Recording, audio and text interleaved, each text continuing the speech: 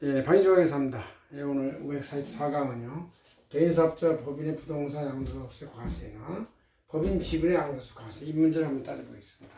개인의 경우는 모든 열거된 부동산에 대해서 원천소를 열거된 과세를 하고, 법인은 모든 부동산 자산에 대해서 순자산 증가세를 과세하는데, 개인의 세율은 일반 세율을 6%, 14%, 법인세는 법인세 20% 플러스 추가 법인세, 중간에 납입해서 개인은 있고 1년 동안 법인은 없다, 이렇게 보시면 되겠습니다. 이것은 우리 안사지원전을 6월 29일자 표지에 이렇게 원전이 있어요. 원전이 있는 것을 제가 뽑아가지고 강의를 하는 거니까 보시면 되겠고, 자, 이걸 한번 열거해서 보겠습니다. 기본적으로 부동산이 이제 항상 문제가 되죠. 이 국부 상승의 원인이 되지만 각 개인들의 투자적, 투기적 목적 때문에 굉장히 주택값이 올라가지고 이제 이 많은 서민들, 특히 젊은 층들이 생활이 어려워지는 문제가 생겼습니다. 정부가 정책을 잘해야지, 잘못하면 이렇게 이제 젊은 사람들한테 피해를 보고 미래 세대의 이익을 현재 기득권 세대가 그냥 뺏어내는 것과 같은 것이 바로 부동산 상승이에요. 이것이 굉장히 사회 문제가 되고, 젊은이들이 결혼도 못하고 집도 장만 못하는 치명적인 문제가 되고 있다는 것이죠. 그래서 이거를 정책을 잘해야 한다, 그런 얘기예요. 자, 그런 의미에서 개인과 법인의 부동산에 대해서 한번 어떤 차이가 있는지를 알아볼 필요가 있다, 그런 얘기에서 제가 한번 이걸 정리해 봤습니다.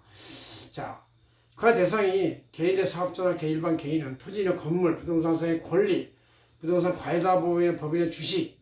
과다보유는 뭐냐? 부동산이 자산의 50% 이상이면서 그 지분의 50% 이상을 팔 때는 이제 그걸 부동산적 자산이라고 해요. 그 다음에 이제 부동산이 80% 이상 법인의 지분 양도도 물론 부동산적 자산이라고 해서 이 과세 대상이 되는 열거된 소득 원천소에 해당이 된다, 그런 얘기죠.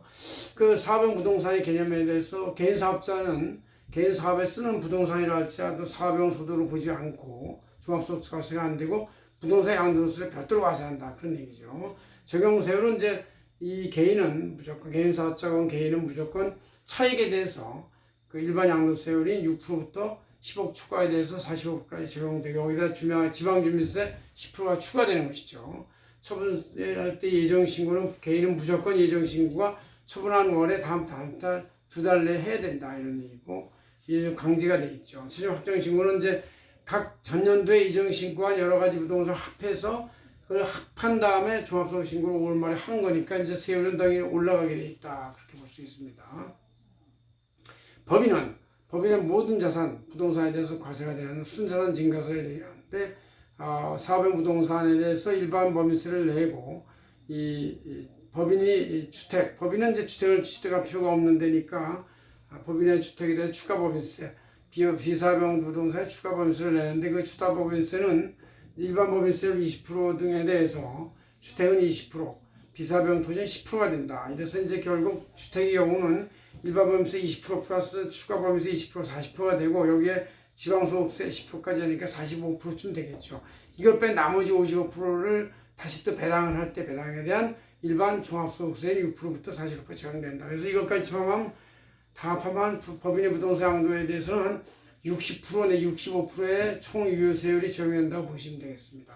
대신에 법인에 대해서는 예정고지여차나 예정납부 의무는 없고, 무조건 1년 동안에 법인의 양도차익에 대해서 일반소득세 합산시켜가지고 일반 법인세 내고 추가 법인세를 내서 그거를 이제 3월 말에 신고하는 것이 일반 법인이다, 이런 얘기죠. 3월 말까지. 그래서 이렇게 우리가 개인과 법인 간의 부동산에 대해서 보유했을 때의 양도세, 법인은 법인세, 추가 법인세 이런 거를 이정신고 있는지 없는지 여부를 한번 알아봤습니다. 고맙습니다. 박인종이었습니다.